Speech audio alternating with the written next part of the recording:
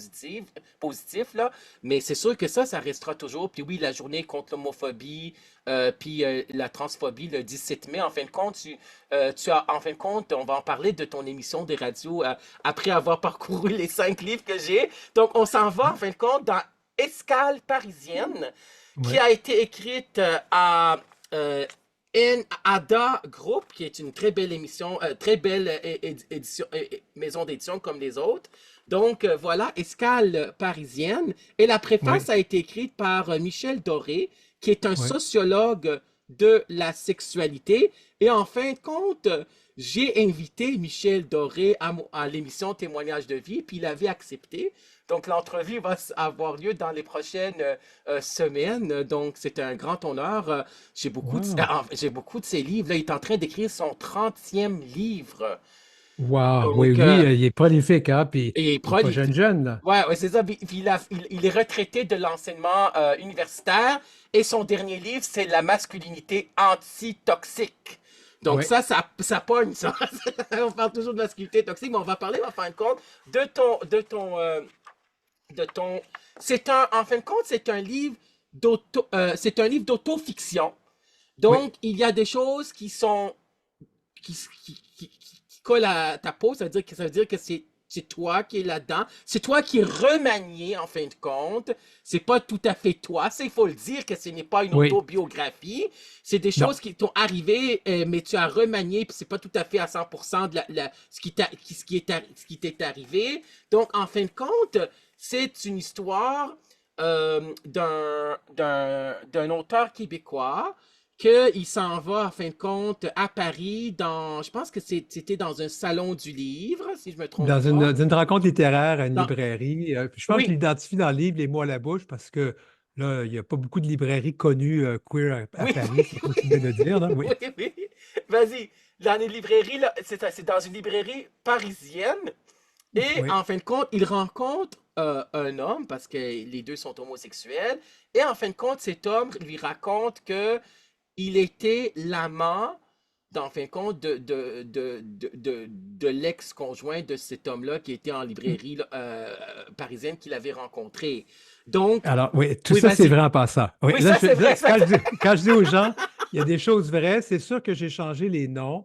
Oui, L'autofiction, tu sais, je m'inspire de ma vie, je me suis inspiré de ma vie pour écrire une histoire qui est importante pour moi. Je parle de la masculinité toxique, violente même. oui, En fait, toute mon œuvre littéraire au niveau du roman, au niveau de ce que j'écris, au niveau littéraire, là, non ok, pas du niveau biographie, tourne toujours autour de cette thématique, la quête de ce que c'est d'être un homme, la quête de qu'est-ce que c'est l'amour, qu'est-ce que c'est, tu sais, comment je pourrais dire, oui, c'est quoi d'être un homme?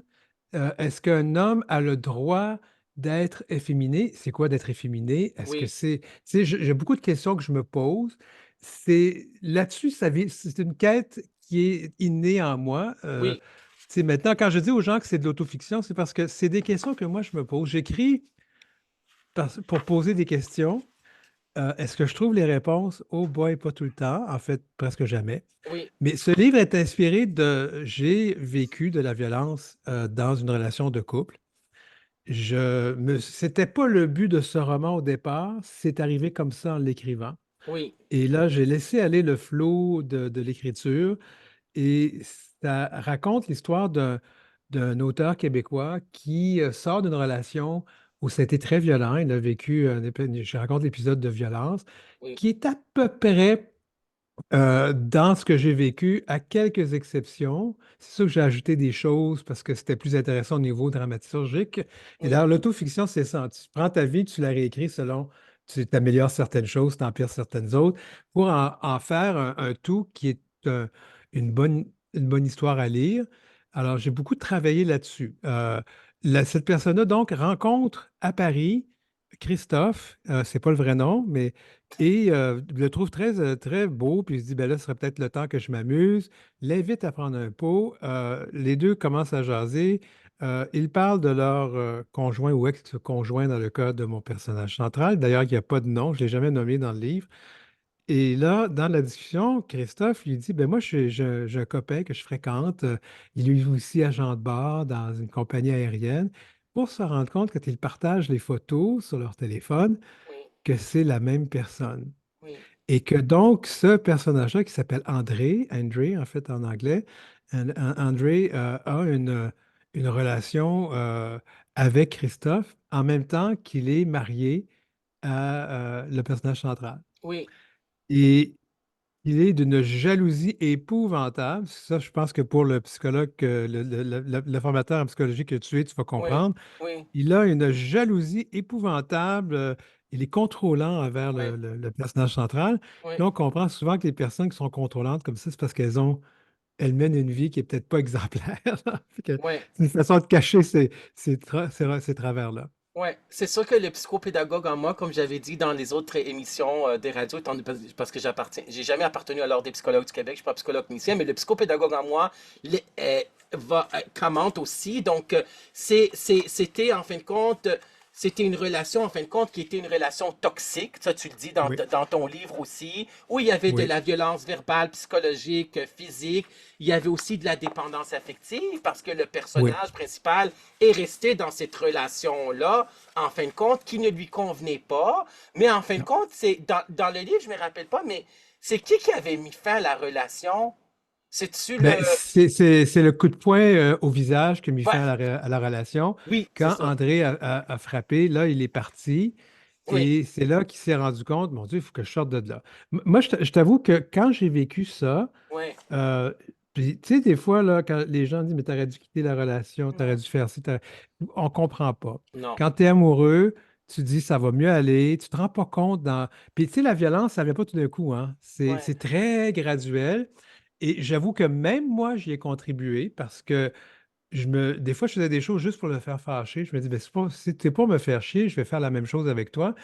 Mais bon, ça a monté jusqu'au jour où, puis il y a eu quelques autres événements violents, mais je ne sais pas, ça ne m'a pas réveillé. Mais le jour où j'ai reçu un coup de poing après un visage, et je me rappelle, j'étais parti à l'hôtel, et quand j'ai vu mon visage tuméfié par la suite, je dis, mais là, ça n'a pas de bon sens, je ne peux pas rester non, comme c'est ça, faut que sûr. j'arrête cette relation-là. Ouais, Mais, puis tu sais, je ne suis pas un imbécile, là. Je dis aux gens, j'ai un bon QI, là, mais ouais, c'est sûr. la dépendance affective vient d'un manque Mm, d'estime de soi. oui, Christophe André en parle beaucoup dans ses livres. oui, Alors, moi, j'ai vécu ça. Puis, tu sais, on pourrait en parler en long et en large, mais oui, j'ai beau avoir été quelqu'un qui a fait de la télévision, qui a voyagé dans le monde, qui semblait avoir la vie parfaite, qui avec toute la confiance en soi qui vient avec ça. Or, dans ma vie de tous les jours, ce n'était pas la même chose. mm, Je vivais, je vivais le syndrome de l'imposteur, je me sentais tellement pas à la hauteur, tellement pas ce qu'il faut. Je me trouvais pas beau, pas attirant, pas intéressant. Et puis j'ai consommé, moi, un peu pour ça. Je consommais de la cocaïne à l'époque. Ça me oui. permettait d'entrer dans les bars puis de rencontrer des gens. Alors, tu sais, je pense que ce livre-là va beaucoup plus loin, tu sais, que, oui, une histoire de violence. C'est aussi tout ce qu'il y a autour de ça que Ouais. je trouvais important à faire ressortir. Ouais, c'est ça. Donc, toi, je te cite à la page 62, tu dis, tu m'as frappé, tu entends, tu m'as frappé, on ne frappe pas celui qu'on aime. Puis ça, c'est vrai parce que Ouais. c'est pas ça de l'amour. Moi, je me rappelle avec les formations, puis avoir jasé avec des psychologues, puis des spécialistes qui disaient que euh, la violence conjugale entre un homme et une femme, chez les statistiques puis les études là-dessus, les recherches disent que une femme victime de violence conjugale va rester dans une relation violente où il y a de la violence conjugale, ça veut dire de la violence physique. Hein, on parle de la violence physique, environ 12 ans. Ça prend 12 ans pour quitter pour de bon, puis ce sont des allers-retours pendant 12 fois. C'est 12 fois. C'est un départ progressif, là. Ça veut dire Oui. elles reviennent parce qu'elles ont peur pour la sécurité financière, la sécurité émotive, etc., parce qu'il y a des menaces de mort parfois, etc.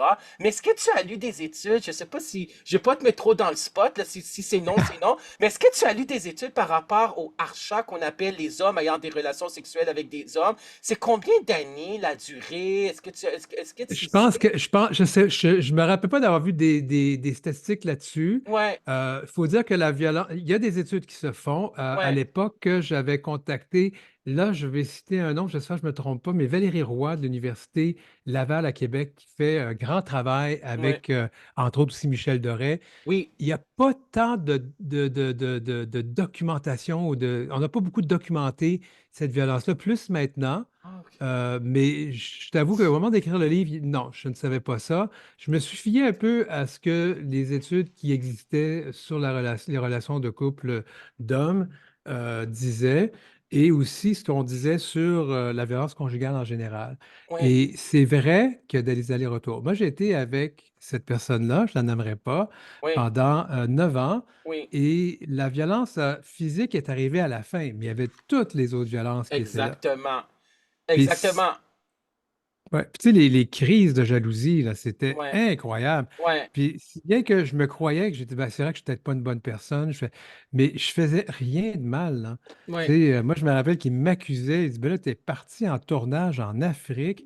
J'imagine que ça doit être le fun avec ton caméraman. Mais oui, mais mon caméraman il était hétérosexuel. Puis même s'il était gay, tu sais, ça veut pas dire que je vais baiser avec tout le monde avec qui que je Non. rencontre, mais tu sais, et quand j'ai quitté cette relation-là, le fardeau que j'avais sur les épaules est tombé et ce qu'on appelle la charge mentale maintenant, Oui. et à un point où j'ai dû me faire suivre parce que Ouais.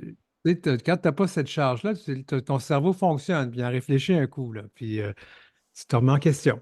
Ouais, c'est ça. Mais c'est ça, c'est parce que c'est de l'escalade de la violence, en fin de compte. Donc, ça commence par de la possessivité, de la jalousie. En fin de compte, il commence à lancer des choses, il commence à insulter, la violence verbale, psychologique, puis en fin de compte, ça s'en va de l'escalade de la violence là, jusqu'au coup, en fin de compte, la violence physique. Puis en fin de compte, en parlant de dépendance affective, c'est un mal de vivre, c'est le fait d'être en amour avec l'amour, comme j'avais écrit dans mon livre. Puis en fin de compte, c'est les gens qui sont aussi dépendants affectifs vont Oui, accepter cette c'est ça. violence-là. Oui, Oui, mon chien qui jappe, ça sera pas bien là. Voilà. Parce ok, qu'il y a quelqu'un parfait. qui. Ouais. Ok, C'est, parfait. c'est- Et ouais. juste pour terminer, pour la dépendance affective, pour ceux qui ne le savent pas, le concept, la notion de dépendance affective est apparue dans le livre de Norwood. Robin Norwood, c'est Femmes qui aiment trop. Hein? Mhm. C'est écrit, c'est un livre de psychopop, de psychologie populaire, mais que les psychologues aussi aiment. Moi, j'aime bien ce livre-là parce que ça parle des femmes qui restent dans une relation violente qui ne leur convient pas, des hommes qui les maltraitent, qui, en fin de compte, qui ne les aiment pas en retour, qui, en fin de compte, sont infidèles, qui ne sont pas disponibles, comme par exemple être en relation de couple avec un homme marié. Et moi, pour finir avec la violence pour la communauté, dans les relations homme-homme ou etc., ou femme-femme, c'est que j'ai lu des articles qui disaient que quand les femmes lesbiennes, en fin de compte, ils vivent deux fois, non, les bisexuels ont plus tendance à même vivre deux fois plus de violence physique que